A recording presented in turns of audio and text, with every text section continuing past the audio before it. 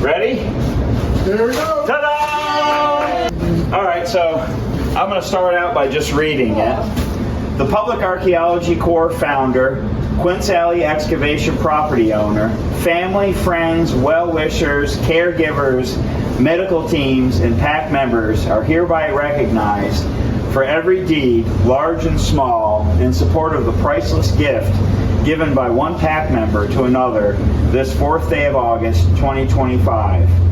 Helping people is our responsibility as human beings. So to kind of dig into this a little bit, it's always been my assertion when starting this organization that it's more than about archaeology. Obviously, it's about archaeology, yes, but as a young guy shovel bumming across the country, I could never really get over the camaraderie that you feel when you're down in an excavation pit working towards a common goal. And it's the same way with the lab. Working at a table, destroying your eyes, looking at small little bits of minutia, all towards a common goal, and the camaraderie and the spirit that you have in common with the other people in the unit with you. So in founding this organization, I always had it in my mind that this is more than just scientific outreach. We're actually community building. And the events that happened that this plaque commemorates solidifies that in ways that I never even dreamed would happen. When I started this organization, I never thought that one volunteer would actually give their flesh to another one to save their life, to somebody that they had just met, relatively speaking. It's a very humbling kind of, I refer to it as a George Bailey moment. If you're familiar with It's a Wonderful Life, when George Bailey wishes himself like he never existed, and you get to see the impact that they have on other people's, that he has on other people's lives. And it's like this with more than just me, with everybody in here. It's really very much a humbling thing. And something that you would never think would come about from an archaeological organization. But it just goes to show you that this is our shared humanity, and I think that this should give us a lot of hope for the future of our species. This kind of altruism. This is kind of beyond religious in a way. But all that being said, I'm so grateful to James Goodnight, Chris Yermel, and everybody, and allowing us to display this here. And it's something to think about when we all gather here for many dinners to come. How we're going to be looking at this plaque and thinking about all the times we had here. Gosh, won't that be surreal? I'm sincerely humble for this group's generosity of friendship, and especially those involved with this plaque today. I've not experienced such gratitude of the journey of Linda and I these past couple of months.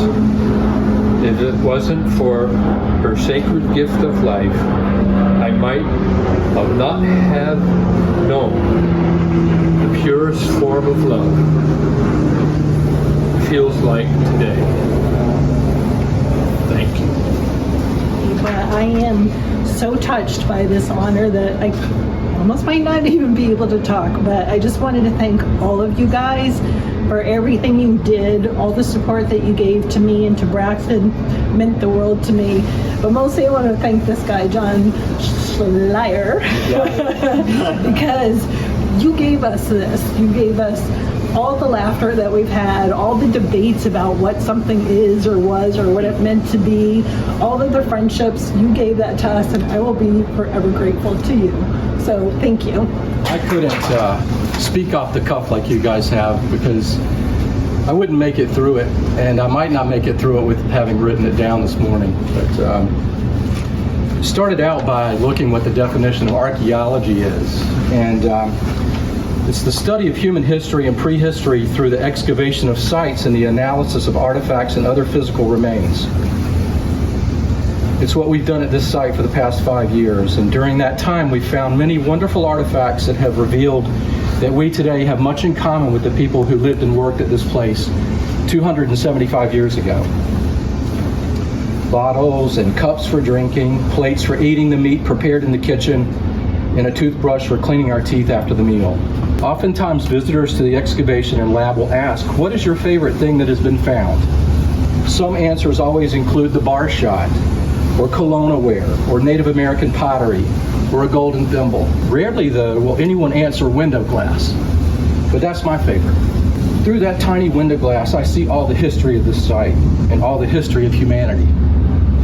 Fires, floods, hurricanes, war, revolution, the birth of a nation, life and death.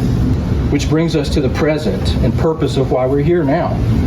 Most of you don't know that I'm a writer. I didn't say I'm a good writer, but I try, and it's something I really enjoy doing.